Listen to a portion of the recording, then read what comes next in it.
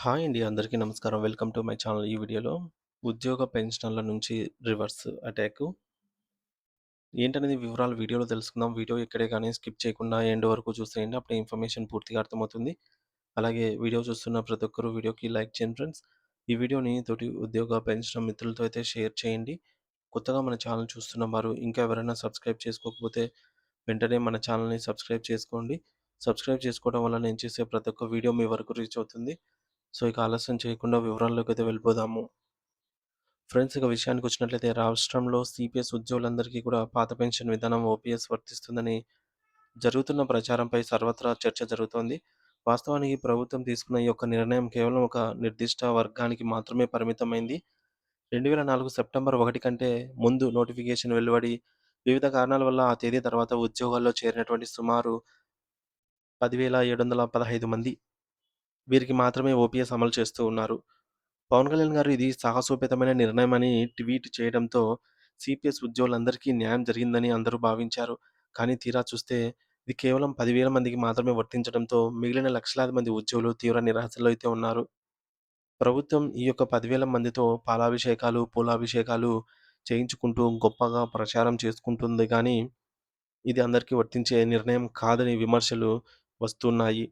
ఈ నిర్ణయం కూడా పూర్తిగా రాష్ట్ర ప్రభుత్వం తీసుకున్నదేం కాదు. కేంద్ర ప్రభుత్వం జారీ చేసినటువంటి మార్గదర్శకాలు మెమో నంబర్ 57 ఏదైతే ఉందో దాని ప్రకారంగా రాష్ట్రంలో అమలు చేశారు తప్ప, రాష్ట్రమే స్వయాన నిర్ణయం అయితే తీసుకున్న తనకు తానుగా రాష్ట్రం ఏమీ తీసుకోలేదు. కేంద్ర బాటలో వచ్చిందనమాట. సో, కేంద్రం మరియు రాష్ట్రాలలో ఒకే కూటమి ప్రభుత్వం ఉండటంతో దీన్ని అమలు చేయడం సులభమైంది అని కూడా వర్గాలు చెప్తున్నాయి. మరోవైపు గత 2 ఏళ్లుగా సచివాలయ ఉద్యోగులు మరియు పోలీసులు సీపీఎస్ వల్ల సుమారు 5-7 లక్షల రూపాయల వరకు ఆర్థికంగా నష్టపోయామని లెక్కలేసి చెబుతున్నారు.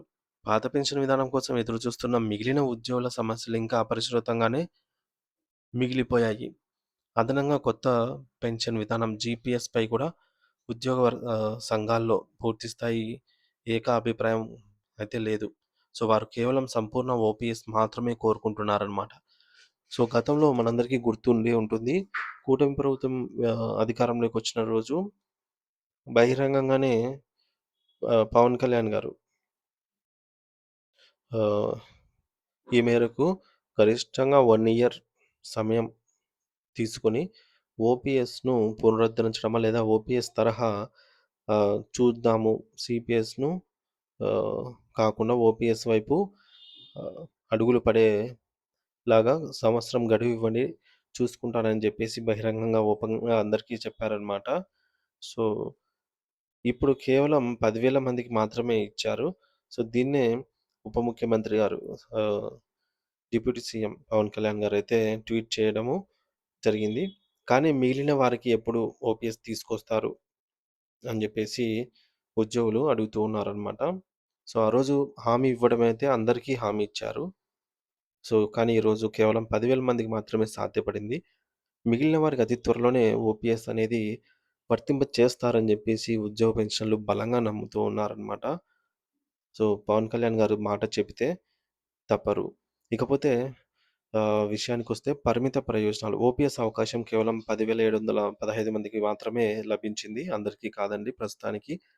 కేంద్ర మార్గదర్శకాలు. ఈ మార్పు కేంద్ర ప్రభుత్వం మెమో నంబర్ 57 ఆధారంగా జరిగింది. ఇది రాష్ట్ర ప్రభుత్వం సొంతంగా తీసుకున్న నిర్ణయం ఏమి కాదు. ప్రచార ఆర్భాటం. ప్రభుత్వం ఒక చిన్న వర్గానికి జరిగిన మేలును అందరికీ జరిగినట్టుగా ప్రొజెక్ట్ చేస్తోంది అనే విమర్శలు వెల్లువెత్తుతున్నాయి.